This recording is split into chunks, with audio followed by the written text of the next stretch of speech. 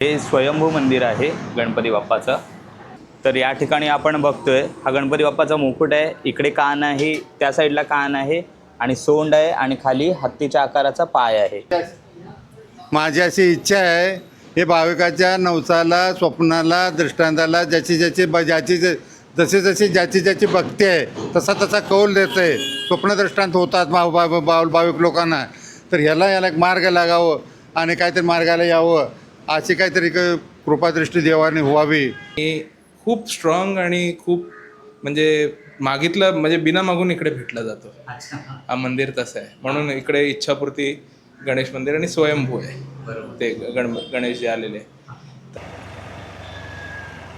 हा dockyard road railway station आहे, Mazgaon railway station. Dockyard railway station आहे इथे. समोर आहे रोजरी हायस्कूल. रोजरी हायस्कूल आहे इकडे आणि या साईडला आहे डॉकयार्ड रेल्वे स्टेशन. तिथून जायचं आपल्याला पुढे.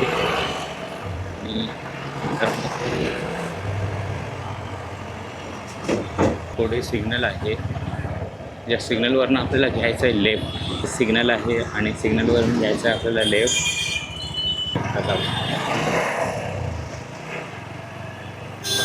तर हा लेफ्ट घ्यायचा आहे. समोर जो वरती तुम्हाला ब्रिज दिसत आहे, हा जो ब्रिज दिसत आहे समोर तुम्हाला, तो आहे आपला फ्रीवेचा रोड जो आपला वाडीबंदरला सुरू होतो आणि तो संपतो चेंबूर. तर हा आहे मंदिर श्री स्वयंभू इच्छापूर्ती गणेश गणपती बाप्पा यांचं. गाडी येते.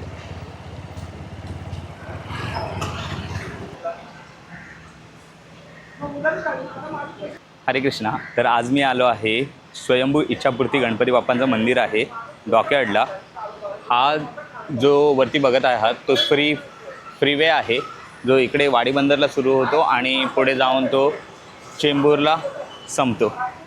त्या ब्रिजच्या एक्झॅक्टली खाली आहे हे मंदिर. स्वयंभू इच्छापूर्ती गणेश म्हणून मंदिर आहे ते.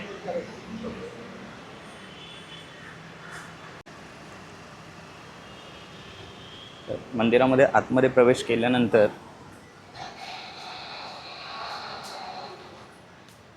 आपल्याला हे अशा पद्धतीने दिसतं. समोरच महादेवांचं मंदिर आहे आणि इथे आहे गणपती बाप्पाचं स्वयंभू मंदिर.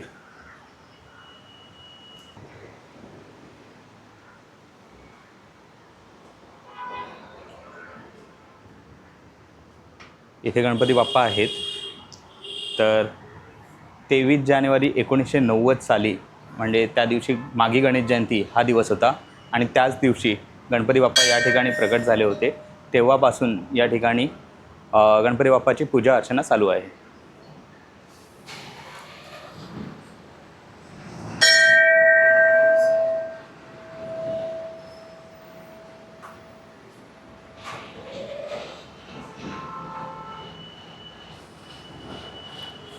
खूप सारे भाविक या ठिकाणी गणपती बाप्पाच्या दर्शनाला येतात आणि भरपूर जणांना या मंदिराबद्दल माहिती नाही आहे.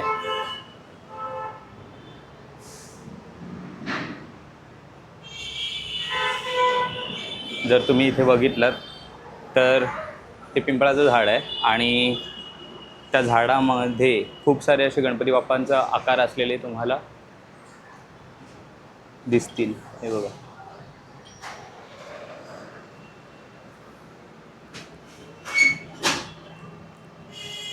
गणपती बाप्पा मोरया मंगलमूर्ती.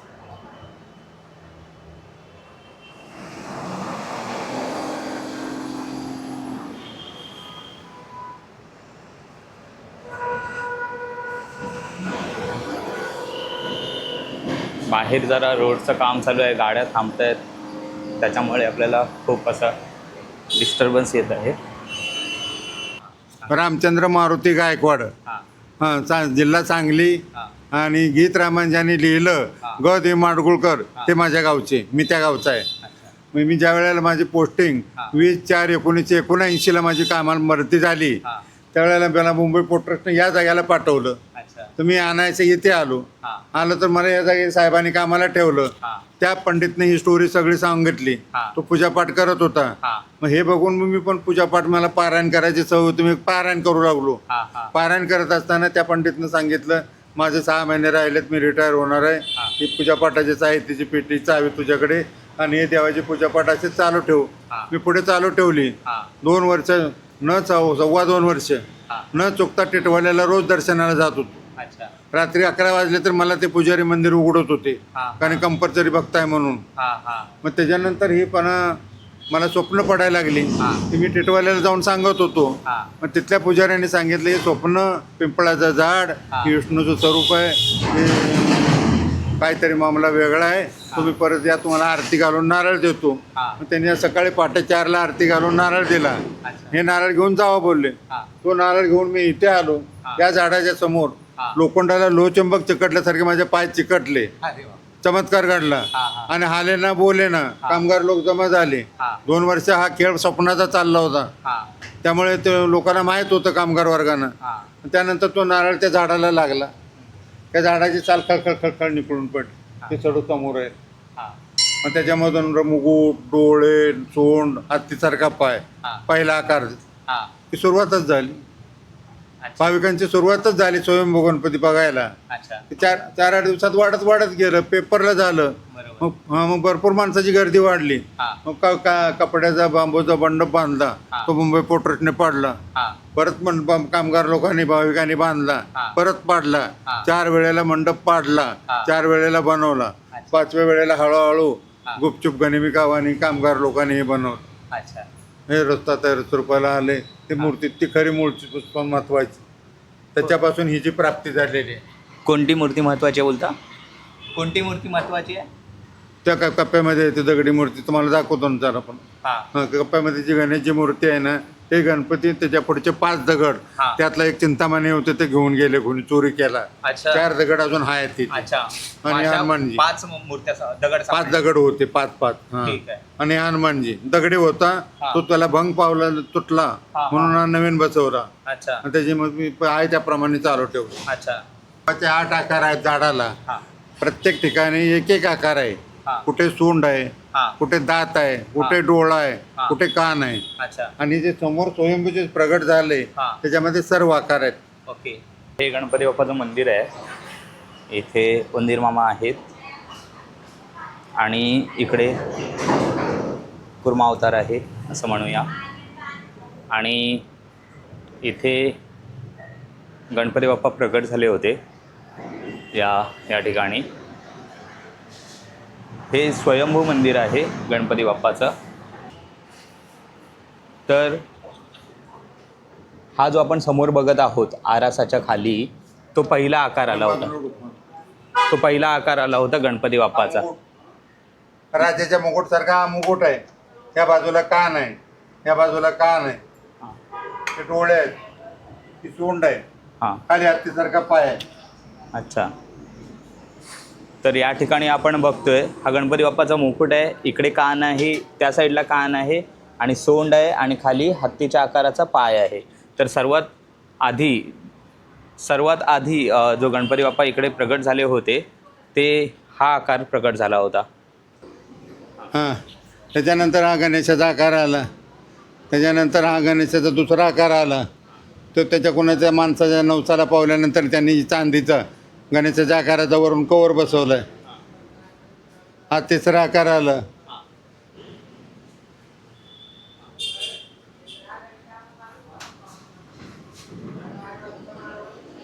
त्याच्यानंतर हा मुकुट जो आहे, इथे गणेशाचा आकार आहे. आणि ब्रह्मा, विष्णू, महेश, गणेशाचं दत्त महाराजाचं स्वरूप आहे त्याच्यामध्ये. विष्णू पिंपळ झाडामध्ये ब्रह्मा, विष्णू, महेश. आणि ह्या बाजूला गणेशजी, हे सोंड, हा गणेशाचा आकार, कपाळरेखा. परत हा पाठीमाग गणेशाचा आकार आला. परत हा मुकुटासारखा येऊन इथे सोंड बाहेर पडले. परत हा गणेशाचा आकार येते. हा गणेशाचा आकार. हा इकडे गणेशाचा आकार आहे. हा गणेशाचा आकार आहे.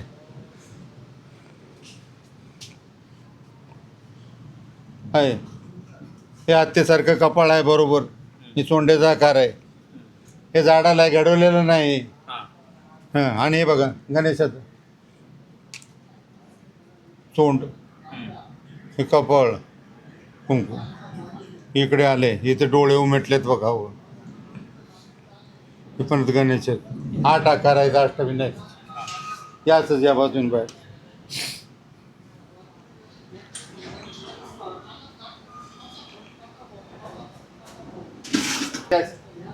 माझी अशी इच्छा आहे, हे भाविकाच्या नवसाला, स्वप्नाला, दृष्टांताला जशी ज्याची भक्ती आहे तसा तसा कौल देत आहे. स्वप्नदृष्टांत होतात भाविक लोकांना. तर ह्याला एक मार्ग लागावं आणि काहीतरी मार्गाला यावं, अशी काहीतरी कृपादृष्टी देवाने व्हावी. माझं आता 72 वर्ष वय चालू आहे. हे मुंबई पोर्टच्या हद्दीमध्ये असल्याने सेंट्रल गव्हर्नमेंटची जागा आहे, केंद्र सरकारची. ते धर्माच्या जागेला काय स्थान नाही, काय करू देत नाहीत.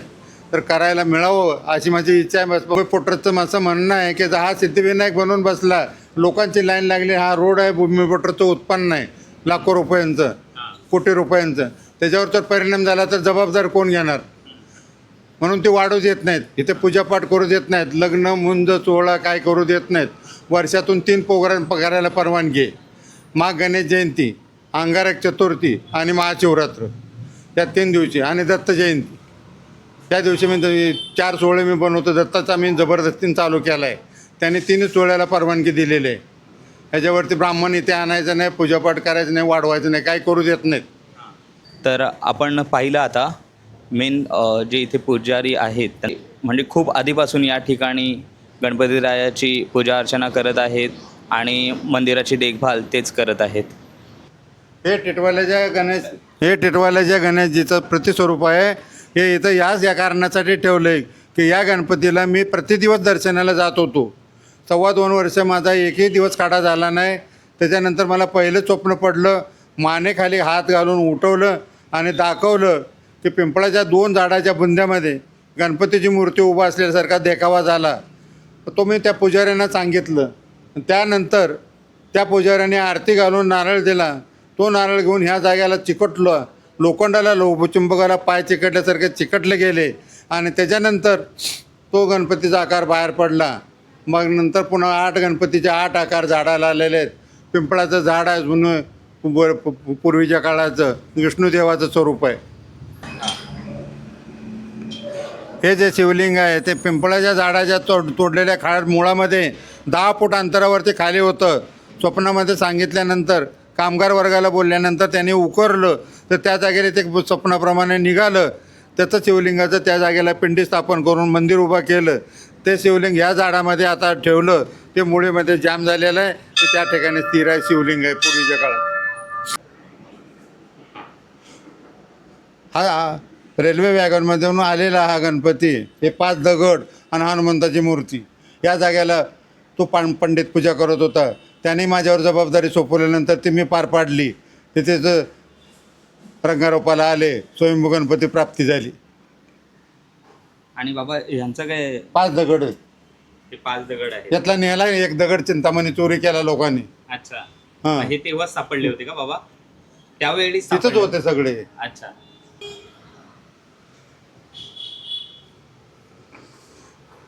हे हनुमानजी आणि ते गणेशजी आणि 5 दगड, 1 चिंतामणी, हे ते पूर्वीच्या काळाचं हे वॅगनमध्ये सापडलेलं वास्तू, त्याची पूजापाठ करत होते. त्या पंडितांनी माझ्यावर जबाबदारी सोपवल्यानंतर ते मी पार पाडले. हे स्वप्नदृष्टांताने गणपती पिंपळाच्या झाडामध्ये साकार झाले आणि लोकांची सेवा चालू आहे. त्यानंतर भाविकांच्या इच्छेनुसार श्री कृष्ण राधाची इथे स्थापना व्हावी अशी इच्छा झाल्यानंतर ती स्थापना केली. ते मूर्ती बसवल्या. त्यानंतर भाविक लोकांचं हे अयोध्येचं प्रकरण वाढत चालल्यानंतर श्रीरामाची मूर्ती बसवावी अशी लोकांची भरपूर इच्छा झाल्यानंतर श्रीरामाची मूर्तीची स्थापना करून इथे ग्रंथ श्रीरामाचं पारायण केले जाते. त्या पिंपळाच्या झाडामध्ये गुजरी गुरु दत्तात्रयाचं स्थान आहे. ब्रह्मा विष्णू महेशाचं स्वरूप आहे. त्याच्या आधारावरती या मूर्तीची स्थापना करून ही मूर्ती बसवली गेली गावातमध्ये.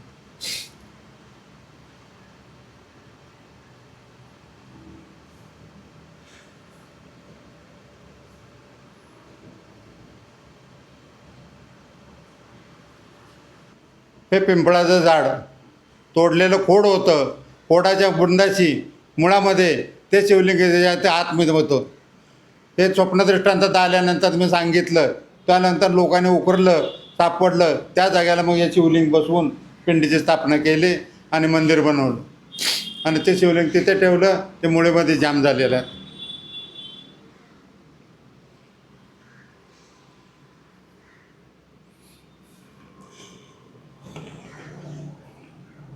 भाविकांच्या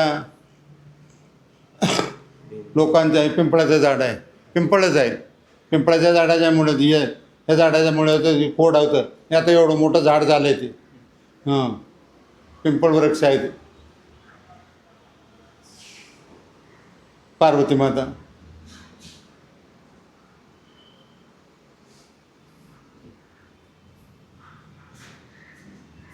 या ठिकाणी नंदी महाराज विराजमान आहेत.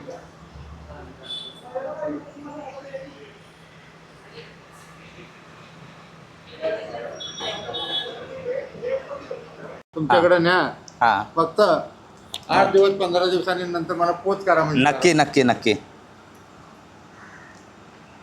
तात्पर्य याच्यामध्ये एवढं आहे हां की पांडुरंग काय, हां पांडुरंगाचा संचार भक्तांच्या म्हणजे हृदयामध्ये शरीरामध्ये कसा होतो, हां हां त्यांना स्फूर्ती कशी मिळते, हा. वारी पूर्ण कशी होते हा. आणि वारीचं महत्व काय. हां कुठला त्रास नाही, हा. तण नाही, ताप नाही, हा. अंग दुखणं नाही. हा. घरी असले 17,000 पण लागतात मागे. हां हां वारीच्या 25 दिवसाच्या काळामध्ये चांगले ठणठण. ठणठणीत. हां, हा, बरोबर. त्यामुळे पांडुरंगाचं महत्व किती अफाट आहे. हे तात्पर्य एवढंच आहे. हा. प्रत्येकाने आपलं आपलं मनोगत व्यक्त केलं तिथे बरोबर. संप्रदाय. हां, हा, बस दुसरं काय नाही. ठीक. तेव्हा धन्यवाद. तुमच्याकडे धन्यवाद. तर ही बाबांना गिफ्ट आली होती. त्यांनी काही दिवस मला वाचण्यासाठी दिलेली आहे. उलट उलट झालं असंही करा. उलट जेव्हा डोकं खाली होतं तेव्हा. हां हां हां, धन्यवाद. हे विठ्ठल वारी, हा. आनंद यात्रा, हा. याचा प्रचार करा. नक्की, पांडुरंग नक्की. तुम्हाला काय ना काय मदत करेल. नक्की नक्की. धन्यवाद बाबा, धन्यवाद. ही जी विठ्ठल रुक्मिणी, विठुराया आणि आपल्या रुक्मिणी मातेची जी प्रतिमा आहे ही, आणि ही एक विठुरायाची प्रतिमा आहे. ती आपल्या जे या मंदिराचे पुजारी आहेत गायकवाड बाबा, त्यांना पंढरपूरच्या मंदिर समितीकडून गिफ्ट आलेली आहे. हे आपले महादेवाचं मंदिर आहे.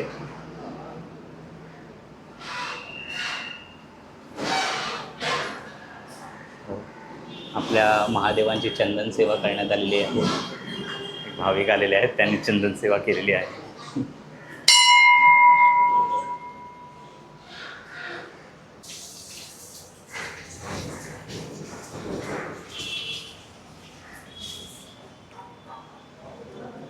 तर माझ्यासोबत आहेत सध्या सिद्धेशदादा शेंगळे.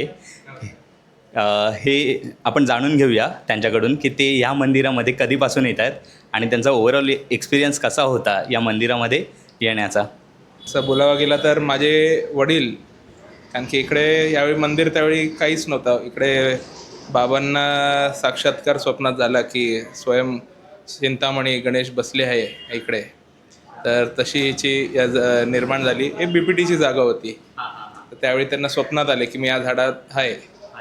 मग ते स्वप्नात ज्यावेळी इकडे येऊन त्यांनी बघितलं तर सगळे गणेशाचे आकृती झाडावरती होते आणि खूप स्ट्रॉंग आणि खूप म्हणजे मागितलं म्हणजे बिना मागून इकडे भेटला जातो. हा मंदिर तसं आहे. म्हणून इकडे इच्छापूर्ती गणेश मंदिर आणि स्वयंभू आहे ते गणेश जे आलेले. तर इकडे तर माझे वडीलही येतात, मीही येतो आणि मी लहानपणापासून येतो. त्यावेळी तर काहीच नव्हतं. आता फारसं इकडे निर्माण झालं आहे, मंदिर वगैरे सगळं उघडंच होतं आधी.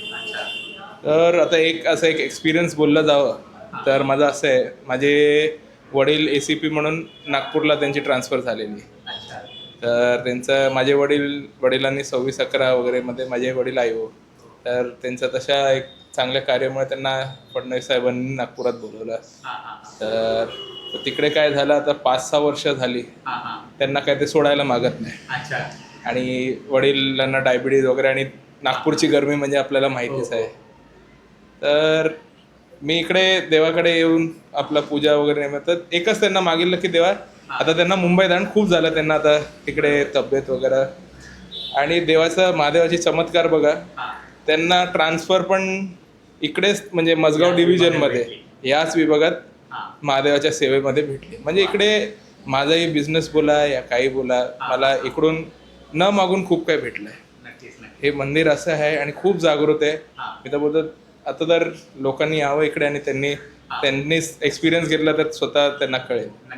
हे खूप छान मंदिर आणि इकडे दुसऱ्या मंदिरसारखं नाही आहे की काय म्हणजे बोलताना पॉलिटिक्स करा या काय आपल्या या कोणाला काय देणगी द्यायचे तसं ते लोक आपल्या मनाने देतात. कोण इकडे मागितलं नाही आणि स्वतःच्या हाताने शांततेने पूजा करा बसा. खूप म्हणजे खूप इकडे म्हणजे स्वर्गाचा एक्सपिरियन्स असं वाटतं इकडे. मी राहतो कुर्ल्याला.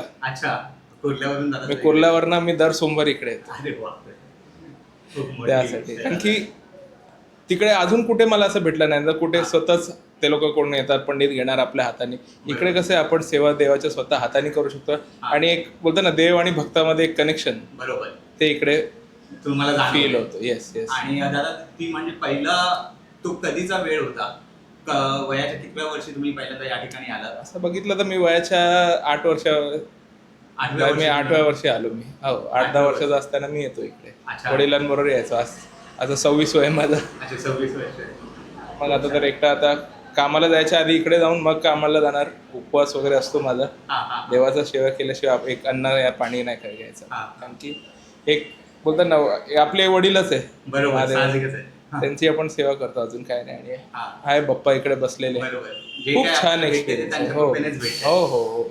इकडे शिवरात्रीला असो या संकष्टी अंगारकीला प्रसाद वगैरे चालतो आणि खूप मोठमोठे भाविक आता असं बघायला गेलं तर एका काळी सचिन तेंडुलकर वगैरे पण सकाळी पहाटे 4-4 वाजताही इकडे यायचे. असं आहे. इकडे खूप लोक मोठे झाले इकडे येऊन. मग मी स्वतः माझा एक्सपिरियन्स आहे जवळपास म्हणजे मी 8-9 वर्ष आधी महाशिवरात्रीच्या दिवसा म्हणजे महाशिवरात्रीचा जो दिवस होता त्यावेळेस मी दर्शनाला या ठिकाणी आलो होतो. त्या मला म्हणजे मराठी अभिनेत्री होती चांगली त्यावेळची गाजलेली त्यांना मी या ठिकाणी प्रत्यक्षात पाहिलं होतं. ते या ठिकाणी महादेवांच्या दर्शनासाठी आले. तर असे भरपूर भक्तगण आहेत जे या ठिकाणी दर्शनाला येतात महादेवांच्या गणपती बाप्पांच्या दर्शनाला येतात आणि त्यांना चांगलाच अनुभव आला आहे. भरपूर असे भाविक आहेत भक्तगण आहेत त्यांना या ठिकाणी चांगला अनुभव आलेला आहे. खूपच थँक्यू. खूप खूप धन्यवाद. धन्यवाद दादा. धन्यवाद. थँक्यू.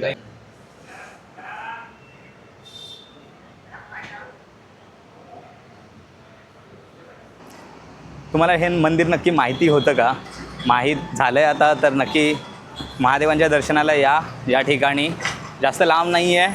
डॉकयार्ड रोड स्टेशनपासून रेल्वे स्टेशनपासून हार्डली 5-10 मिनटं लागतील चालत यायला या ठिकाणी तुम्हाला. तर प्रयत्न करा तुम्ही या ठिकाणी याल तुमच्या फॅमिलीसोबत. तुमच्या काही अडचणी असतील त्या इकडे भगवंताला सांगा महादेवांना सांगा गणपती बाप्पाला सांगा. नक्की ते तुमच्या आयुष्यातील अडचणी सर्व संकटे दूर करून जातील. चला भेटूया. हरे कृष्णा.